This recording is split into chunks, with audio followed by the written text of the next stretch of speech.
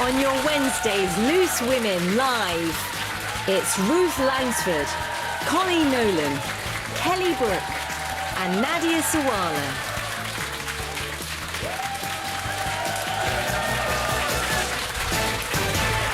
Thank you very much. Thank you very much. You're very welcome, and welcome to you at home. This is Wednesday's Loose Women Live.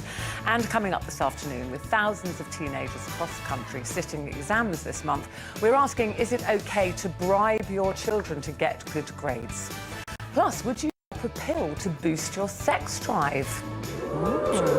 Our research suggests that 26% of women over the age of 50 would consider it. We'll be sharing our thoughts on that later. Also, I was never told that you were going to go to private school or boarding school. Really? Yeah, you just went.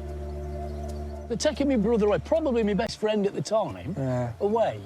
Great. Right? I was never told. Did you miss me then?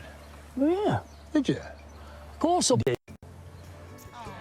our Race Across the World contestants, Brian and Melvin, will be telling us how the BAFTA-winning show strengthened their brotherly bond and why they're closer now than they've ever been. Anyway, we're starting with what's thought to be the longest-running miscarriage of justice in British history. Peter Sullivan spent 38 years in jail for the 1987 murder of florist and part-time barmaid Diane Sindel. But new tests ordered by the Criminal Cases Review Commission revealed that his DNA was not present on samples preserved from the crime scene. And as a result, after almost 40 years behind bars, Peter Sullivan's conviction was overturned. In a statement through his solicitor, Mr. Sullivan said he was not angry or bitter, simply anxious to return to his loved ones.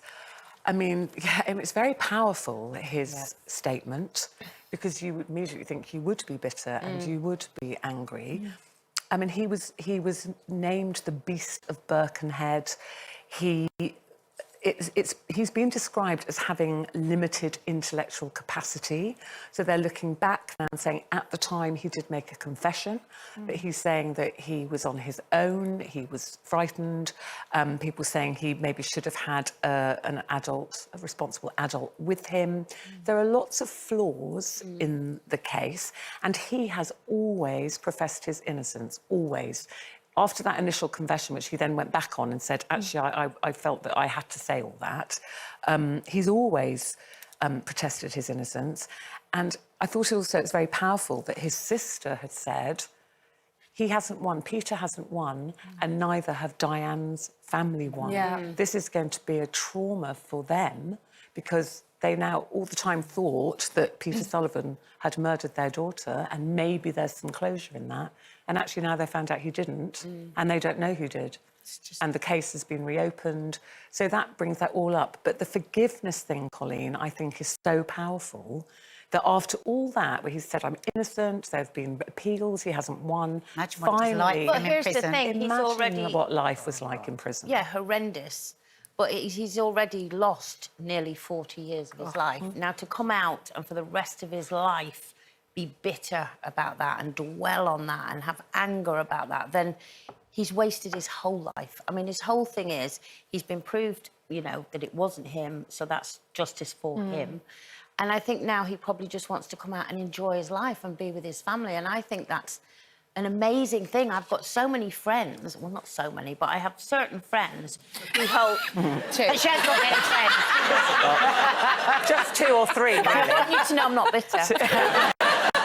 No, but I have got a few friends, a couple, who, you know, hold grudges about things. I mean, grudges that happened 20, 30 years ago, some of them, and are still as eaten up today. And I think the only person whose life this is affecting is you, because the person you've got a grudge against doesn't care. They don't care. They've carried on their life. And I think the greatest strength and the greatest thing to move forward with your life is to let certain things that you cannot change, you have to park them and let them go for you to carry on and be happy. Because otherwise you just stay there. I think sometimes we get confused, don't we? And we think, I did. If I forgive this person, I've got to reconcile with them. And you don't have to. You can forgive someone and never see them again. It's not about then having to see them at Christmas and go on holiday with them, but forgive, for, like you say, Colleen, for your own heart and your own soul.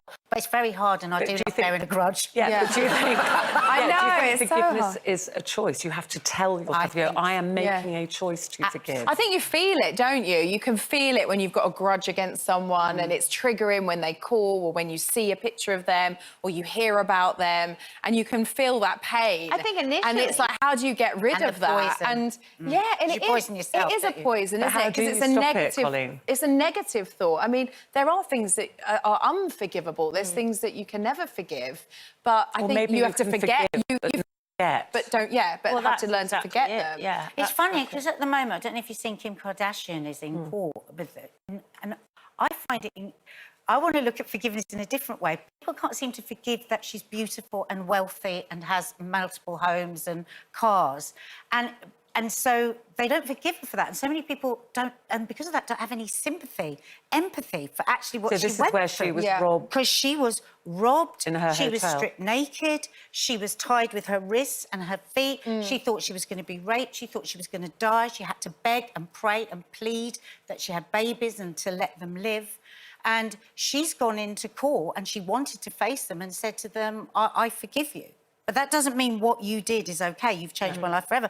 But she also thanked them because of the way it had changed her life, in that I think she just reduced that, like, the opulence and, you know, got a sort of wake-up call. So she actually has tried to... That's like mega forgiveness, isn't it? If you then try and turn it round and actually do something good out of it. And also, you sometimes question yourself, what is justice? You know, you're saying, well, it's justice now because he's been freed.